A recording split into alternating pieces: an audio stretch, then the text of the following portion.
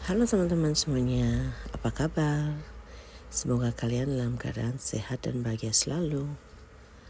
Hari ini aku mau bagikan aktivitasku sambil aku mau cerita-cerita ya.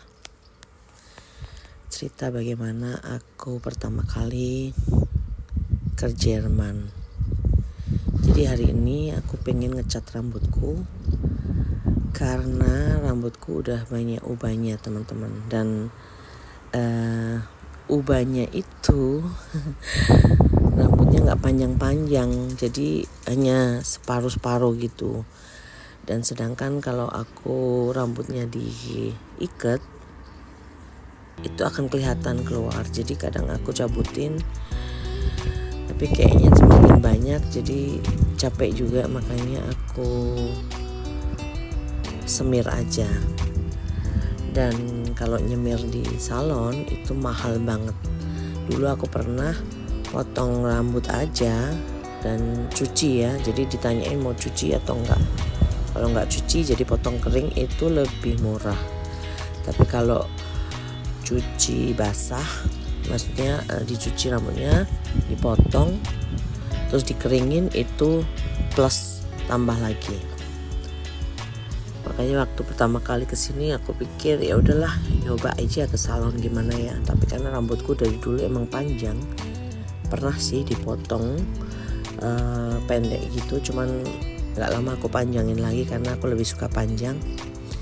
Jadi waktu aku potong ke salon dan pakai cuci rambut itu aku bayar 70 euro. Jadi 70 euro itu dikali 17.000 kursnya sekarang ya. Dulu sih mungkin enggak 17.000, 15 lah. Dan waktu bayar itu aku benar-benar shock.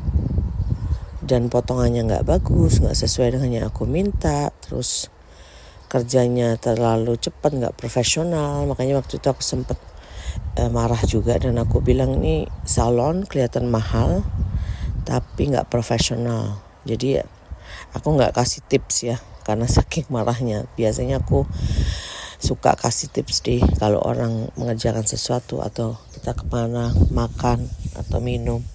Tapi kali ini karena dia pengerjaannya nggak bagus dan seenaknya, jadi aku nggak kasih tips. Dan aku bilang kayaknya hari ini hanya pertama dan terakhir deh ke salon ini. Nah, dan untuk selanjutnya aku nggak pernah ke salon lagi. Jadi apa-apa aku kerjain sendiri. Jadi kayak potong rambut, terus nyemir, walaupun belepotan, kadang nggak beraturan, tapi semuanya aku kerjain sendiri. Dan lebih hemat ya teman-teman. Hemat dan lebih puas gitu loh. Walaupun hasilnya kadang tidak sempurna tapi seneng gitu loh, karena punya kegiatan baru gimana cara potong rambut. Dulu mamaku itu juga punya salon di Semarang. Jadi mamaku, tanteku tuh semua buka salon, tapi karena itu kan udah angkatan lama, jadi muncul salon-salon baru. Akhirnya ya hanya beberapa langganan aja. Jadi mama memutuskan untuk udah nggak usah buka salon lagi. Dan kebetulan adikku perempuan lahir, terus adik yang cowok lahir, jadi benar-benar tutup. Jadi tapi mama punya keterampilan dan dia juga kursus. Waktu ujian aku juga sempat nemenin. Dan dulu mama pikir ada salah satu anaknya yang juga punya keterampilan seperti itu, tapi kita nggak ada yang tertarik ya. Dan akhirnya aku di sini justru jadi bisa potong rambut sendiri karena satu keadaan dan kedua karena terlalu pelit untuk mengeluarkan uang banyak untuk potong rambut yang nantinya rambutnya juga akan panjang lagi. Jadi aku lihat di YouTube aja gimana cara potong rambut dan aku potong rambut sendiri teman-teman. Nah, sambil nyemir rambut aku cerita ya pertama kali aku ke Jerman. Jadi dulu aku nggak terlalu berambisi untuk punya pasangan dari Eropa. Aku pikir aku hanya ingin punya pasangan, tapi maksudnya nggak dari Semarang, yang dari luar kota lah atau luar Jawa gitu. Nggak ada pemikiran sama sekali untuk punya pasangan orang luar ya. Nah, dulu aku pernah kerja di peternakan ayam cabang Semarang yang kantor pusatnya di Jakarta. Itu bosku orang Indonesia sih, Chinese Indonesia, tapi dia kayaknya ada turunan Amerikanya, jadi tinggi gitu. Jadi dia banyak teman-teman dari Amerika yang kadang datang main ke kantor gitu. Nah, di situ aku juga banyak teman yang juga punya pasangan orang-orang luar gitu, dan mereka juga banyak cerita ya, chit-chat gitulah, story-nya yang begini yang begitu ya. Ada yang happy juga hidupnya, tapi ada juga yang nggak happy. Jadi dari situ tuh aku agak merasa nggak terlalu juga tertarik, dan kadang juga ngeri juga dengar ceritanya. Nah, awalnya aku ketemu sama suami itu saat aku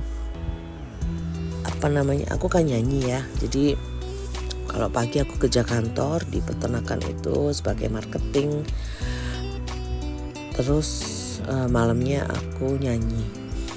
Jadi aku nyanyi kadang di acara pesta gitu, acara merit, acara ulang tahun, atau di restoran atau di hotel gitu. Jadi full seminggu tuh full, kadang Sabtu Minggu juga. Jadi waktu mudaku itu nggak banyak banget untuk happy sama temen, nongkrong atau kemana-mana. Jadi banyak kerja karena menghitung aku anak nomor 2 dan kedua adikku masih kecil dan kita beda jauh sekitar 7-10 tahun. Jadi aku sudah jadi tulang punggung keluarga ya, untuk bantu perekonomian keluarga. Nah, jadi habis nyanyi itu jadi habis kerja, maksudnya jadi habis kerja aku tuh malamnya nyanyi. Jadi pulang kerja jam 5, terus istirahat bentar, jam 7 aku berangkat. Nah, waktu itu aku nyanyi di sebuah kafe di sebuah hotel gitu. Kebetulan aku hari itu tuh sebenarnya nggak nyanyi, jadi aku gantiin temanku sakit, dan dia bilang, coba Vivi kamu gantiin deh gitu. Sebenarnya aku nggak mau karena hari itu aku capek banget gitu, cuman dia sakit, jadi oke lah aku gantiin ya. Akhirnya aku berangkat ke hotel itu, salah satu hotel yang ada di Semarang, yang daerah atas, tapi nggak sebutin ya karena ini menjaga aja, nanti takutnya kena sensor. Nah, jadi aku nyanyi di situ. Biasanya nyanyinya tuh jam 7 sampai jam 10-an gitu ya. Terus aku nyanyi di situ. Nah, biasa dong di situ banyak tamu yang nginep di situ atau tamu dari luar yang nongkrong, minum di bar atau makan. Dan waktu nyanyi kebetulan ada satu orang luar yang duduk di bar gitu. Terus setelah aku nyanyi kan aku biasanya ada break sekitar 15 sampai setengah jam lah gitu. Terus akhirnya kalau break kan aku duduk, aku boleh pesan minum atau makan gitu. Biasanya ngobrol sama manajernya hotel atau juga sama playernya yang main keyboardnya gitu. Terus ada satu waiters yang nyamperin gitu. Dia bilang, ini ada yang mau kenal nih sama kamu nih gitu. Aku bilang, siapa? Itu itu loh orang luar itu yang duduk di bar gitu. Aku bilang enggak. Aku bilang enggak, aku bilang gitu. Dan saat itu memang aku tuh nggak tahu ya, aku mungkin lagi trauma ya, karena sebenarnya aku mau married sama orang Manado. Jadi aku mau married sama orang Manado, kita udah persiapan juga rencana perkawinan kita. Tapi kan ada satu hal jadi dibatalkan. Tapi it's okay sih. Dan satu hal itu hal yang sangat buat aku nggak bisa ditolerir gitu. Jadi ternyata calonku itu sudah punya istri dan 3 anak. Memang kebetulan mereka mau cerai, tapi dia nggak jujur sama aku gitu. Dan aku kenal semua orang tuanya, keluarganya, aku dikenalin semua keluarganya ada di Manado, dan mereka nggak ada sama sekali yang cerita gitu bahwa dia sudah beristri, punya anak, dan mau cerai gitu. Nah, ketawanya itu saat istrinya itu telepon ke handphoneku, nggak tahu mungkin dia nemuin nomor handphoneku di mana, dia telepon dan dia juga maki-maki lah, inilah ya, pokoknya banyak banget kata-kata yang keluar. Dan aku sih kaget juga gitu, karena aku nggak nyangka dia siapa, terus aku salah apa gitu. Tapi aku dengerin aja sih. Tapi setelah aku dengerin, terus aku bilang udah, kamu udah puas gitu. Setelah udah puas, aku nanya, kamu siapa? Kamu telepon aku, kamu marah-marah, gini-gini, aku nggak ngerti. Akhirnya dia cerita bahwa dia istrinya calonku. Terus aku bilang sama dia, aku bilang minta maaf karena bener-bener aku nggak tahu kalau dia sudah punya istri dan punya anak.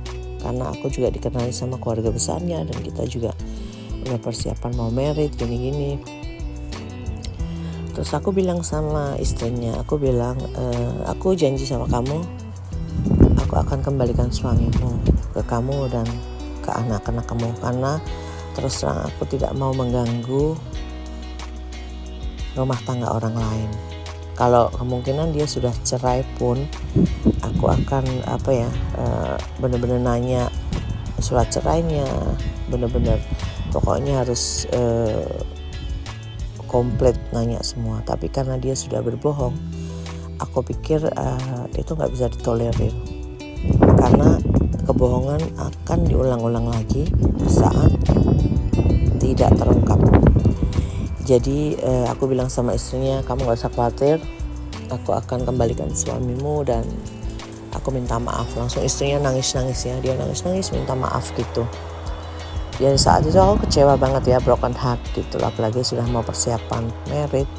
Tapi ya di situ aku bersyukur bahwa Tuhan masih memberikan aku jalan, dan Tuhan masih sayang sama aku. Jadi aku ditunjukkan bahwa gak jadi married sama dia. Dan kami sudah punya rumah, dan kami sudah punya macam-macam ya, karena udah persiapan. Tapi akhirnya aku kembalikan semua, karena aku pikir itu bukan hakku, itu adalah hak istri dan anak-anaknya. Jadi aku ketemu sama calonku itu, dan aku bilang bahwa maaf, aku tidak bisa terusin hubungan ini, dan oke lah, married kita batal, dan tolong kamu kembali ke istri dan anak-anakmu. Dia sempat kaget sih, cuman ya gimana ya, akhirnya selesai. Nah, makanya di situ aku trauma banget dengan pria dan kebetulan diajak kenalan gitu. Aku sih nggak mau ya, waktu itu aku nggak mau sih. Tapi yang waitressnya dia bilang, cuma kenalan aja, ngapain kamu nggak mau, kan just friend gitu. Akhirnya aku pikir ya it's okay kalau kenalan aja, dan orangnya sopan sih. Akhirnya kita kenalan, dan dia duduk juga di meja tempat aku duduk. Akhirnya kita ngobrol, dan ya kita ngobrol aja gitu. Terus dia ngasih nomor handphonenya dia gitu. Terus akhirnya kita kontak-kontakan. Jadi kita kontak-kontakan aja, just friend, karena saat itu aku masih trauma. Nah habis itu 1 bulan dia pulang nih ke Jerman. Dia pulang ke Jerman, Terus dia bilang sama aku kalau dia minta diantar ke bandara. Aku pikir kita kan deket, maksudnya jadi teman aja. Tapi aku pikir oke lah, just friend. Akhirnya aku antar ke bandara. Ternyata aku antar ke bandara, dia mau boarding time itu, dia akhirnya meluk aku dan dia bilang Vivi, I come back again gitu. Dia bilang mau kembali dan dia tuh nangis, teman-teman, dia nangis sampai sampai terseduh-seduh gitu. Jadi aku kaget kan, aku biasa aja sih karena kita kan nggak ada hubungan apa-apa gitu. Dia ini yang nangis gitu loh. Terus akhirnya aku bilang oke, take care, have a nice flight. Kalau kita ada umur panjang, kita bisa ketemu lagi gitu. Udah itu aja. Akhirnya dia pulang ke Jerman dan saat itu belum ada telepon. Dia saat itu hanya ada telepon ya, bisa teleponan dan bisa SMS doang. Akhirnya dia sering kirim surat. Jadi kayak jadul ya. Dia kirim surat, teman-teman. Jadi seminggu tuh bisa kirim surat 3 kali. Dan gue yang males karena gue juga harus bales suratnya pakai bahasa Inggris. Nah, ya dari situ yang bahasa Inggrisku juga nggak bagus-bagus amat. Jadi dari situ aku jadi belajar gitu loh, aktif untuk bahasa Inggris dan belajar lagi. Karena zaman SMA dulu aku paling males belajar bahasa Inggris gitu. Sampai guru bahasa Inggris tuh selalu marahin aku gitu. Kamu tuh apa-apa bisa, cuma bahasa Inggris aja yang males gitu. Suatu saat kamu butuh nih bahasa Inggris gitu. Cuman ya itulah, tapi ternyata memang benar ya kata guruku itu satu, namanya Ibu Asmarani itu dari luar Jawa itu. Orangnya cantik. Nah ya, dan akhirnya kita hanya surat-suratan aja. Nah teman-teman, ceritanya aku lanjutin di videoku yang lain. Dan hasilnya dari rambutku yang aku semir dan aku potong adalah seperti ini. Lumayan sih, tidak mengecewakan. Jadi belakangnya aku bikin V gitu ya. Aku suka banget di belakangnya aku bikin V gitu. Kalau kemarin agak lurus, jadi sekarang aku bikin agak V gitu. Jadi kebentuk. Jadi lebih irit dan happy karena puas gitu loh. Walaupun mungkin hasilnya nggak sempurna, tapi senang juga ya bisa semuanya dilakukan sendiri dan ngirit juga. Oke teman-teman, terima kasih yang udah support aku sampai saat ini. Karena masih banyak kekurangan juga, aku mohon maaf karena aku juga masih belajar di sini. Jadi terima kasih untuk support dan info-infonya teman-teman yang dimanapun berada. Dan jangan lupa like, comment, dan subscribe, juga share ke teman-teman yang lainnya. Dan untuk story live-ku nanti aku lanjutin ke video selanjutnya ya.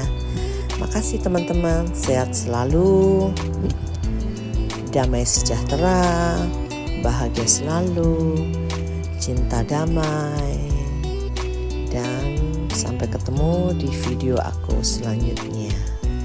Makasih, God bless you, bye bye.